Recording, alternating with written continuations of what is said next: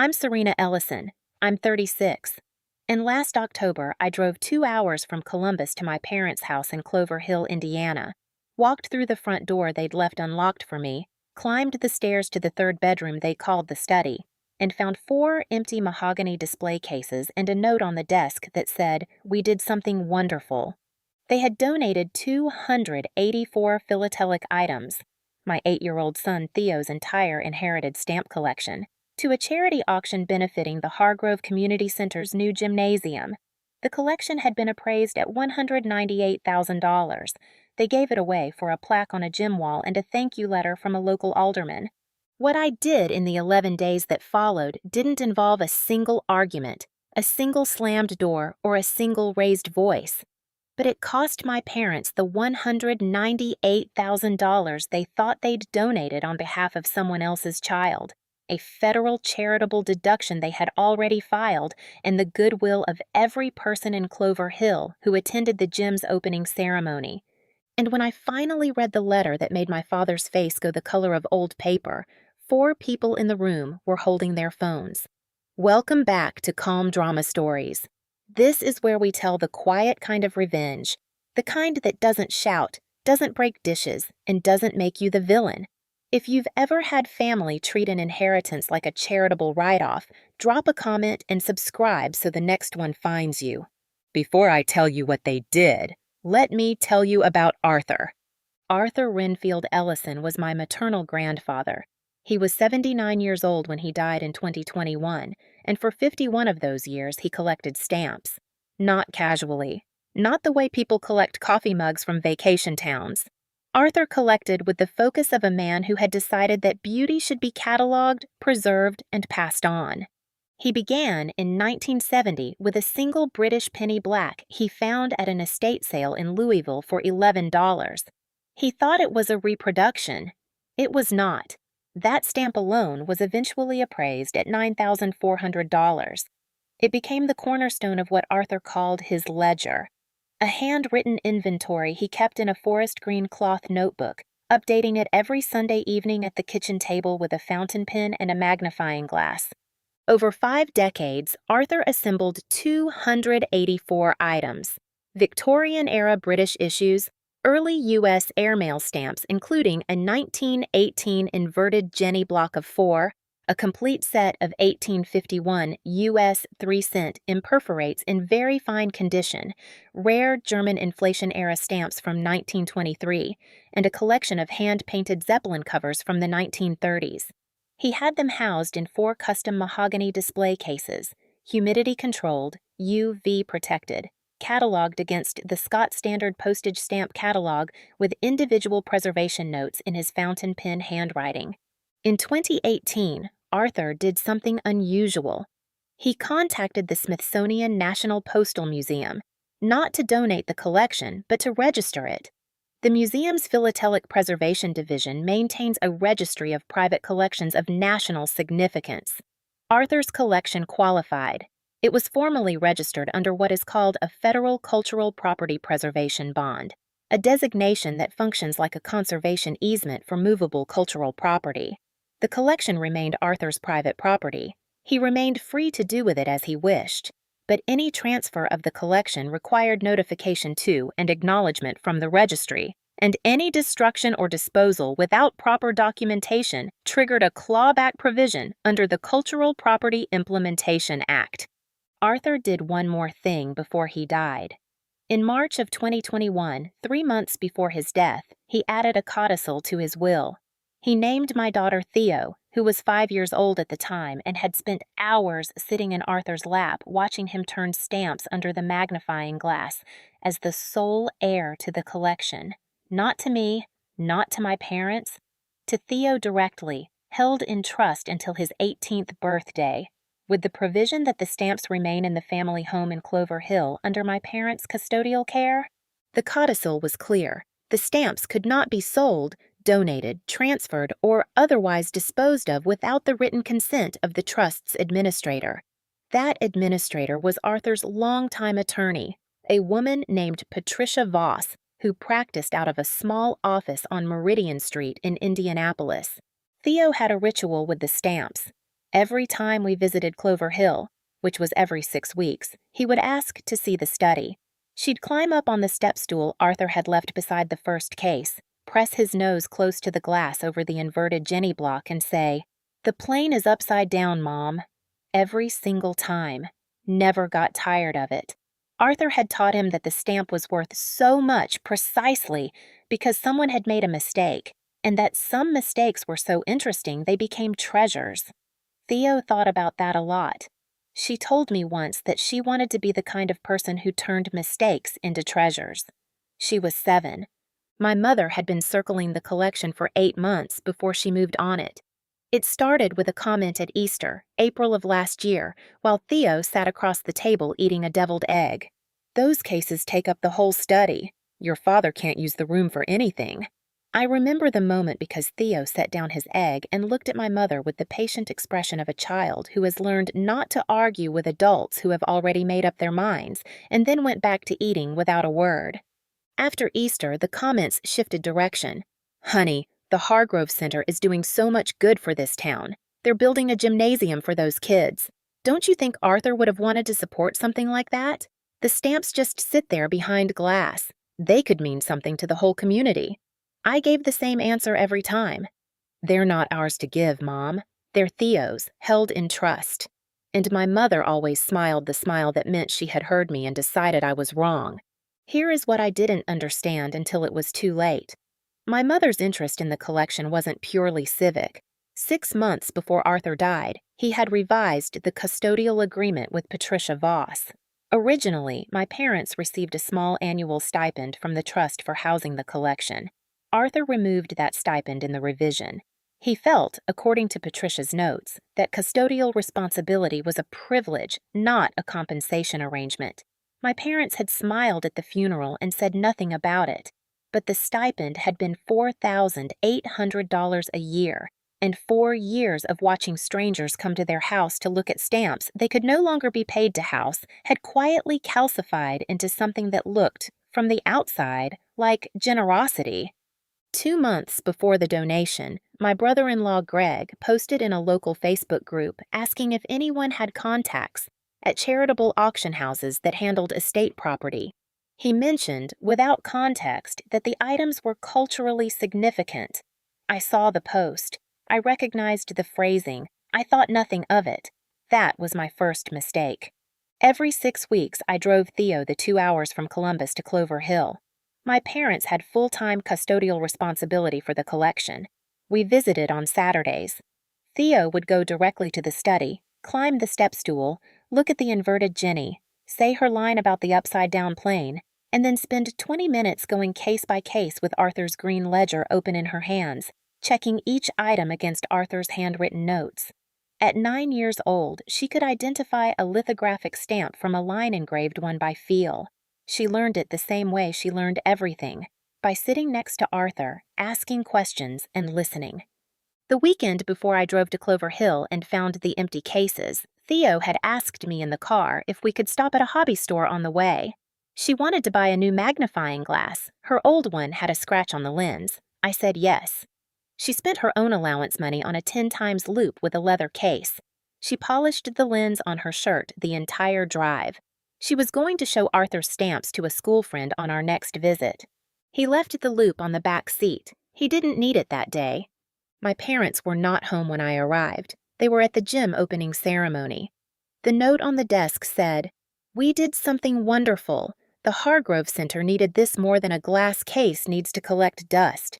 Arthur would have been proud. The community will remember this family forever.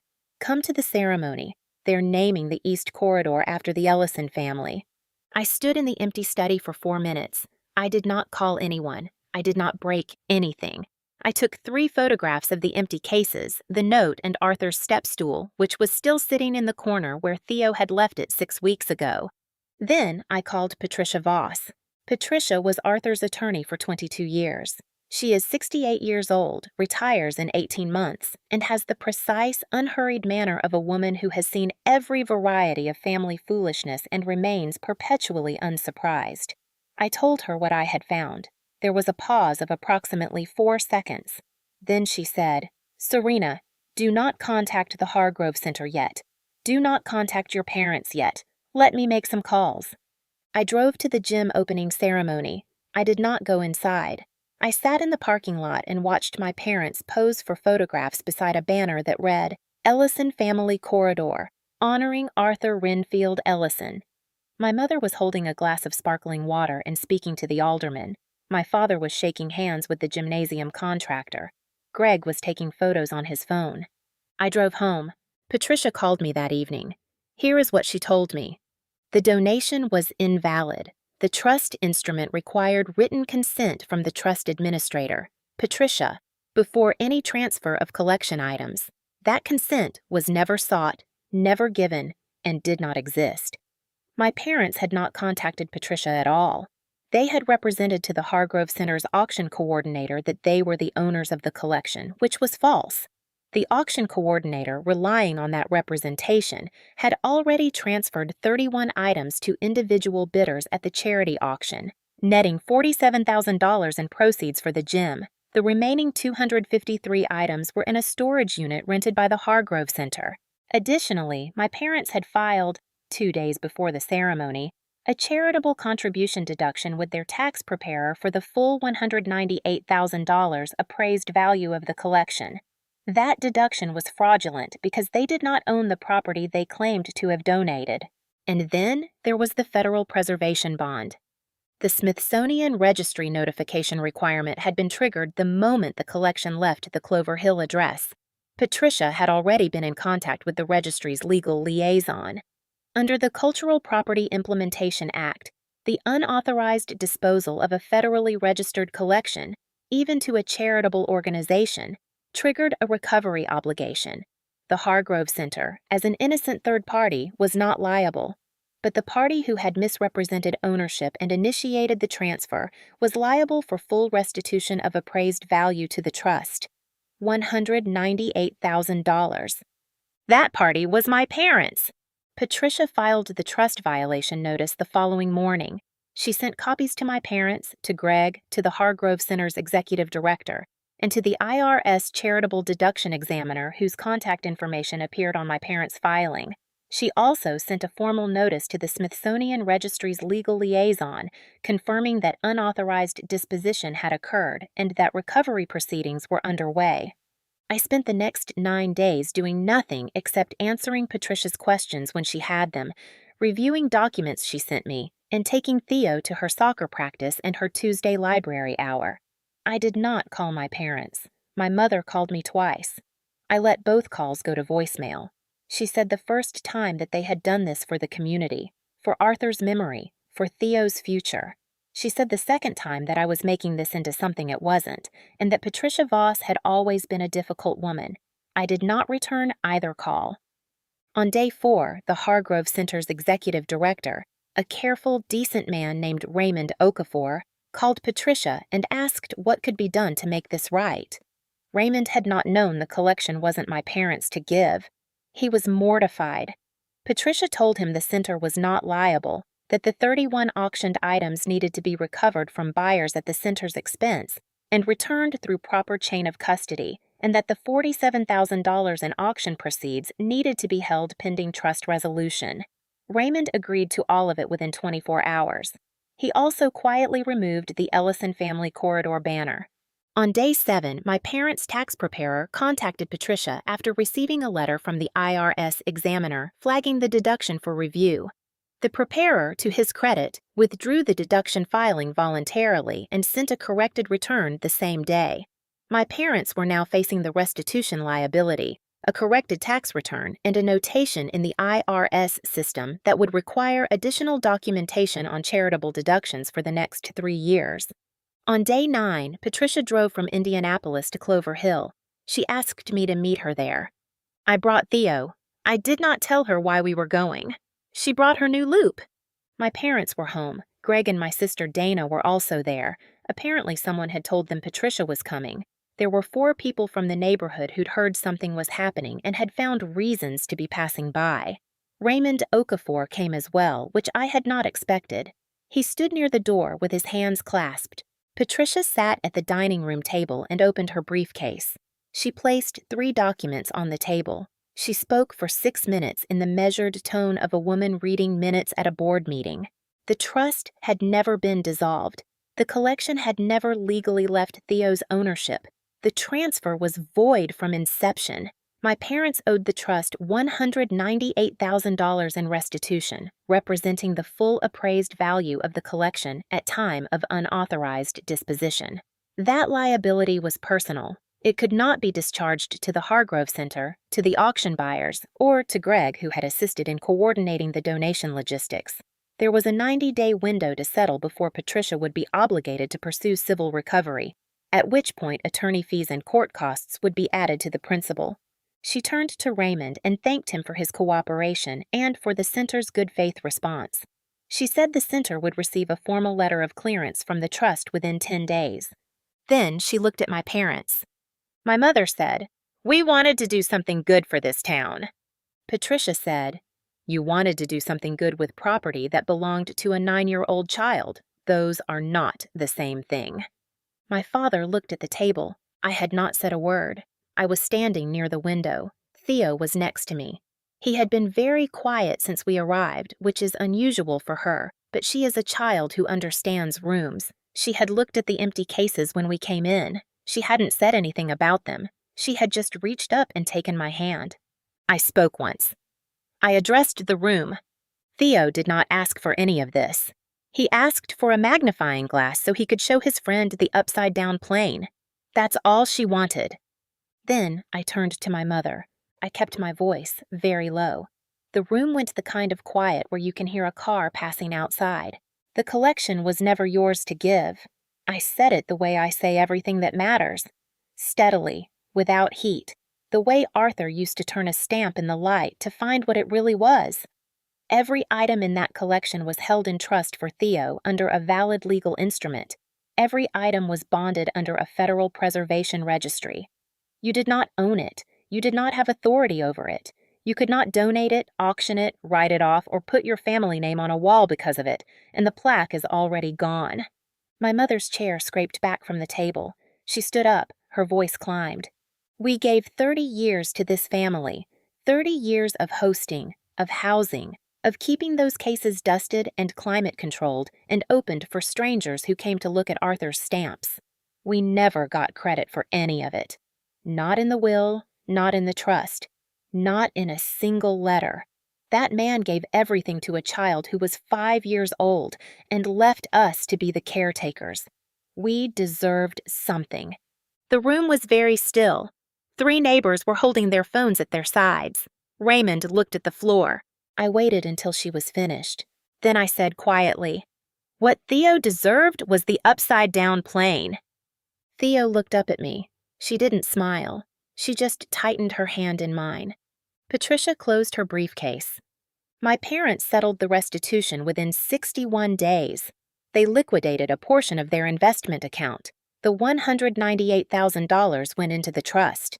Patricia, with the cooperation of Raymond Okafor and the Hargrove Center, tracked down all 31 auction buyers. 30 of the 31 items were recovered.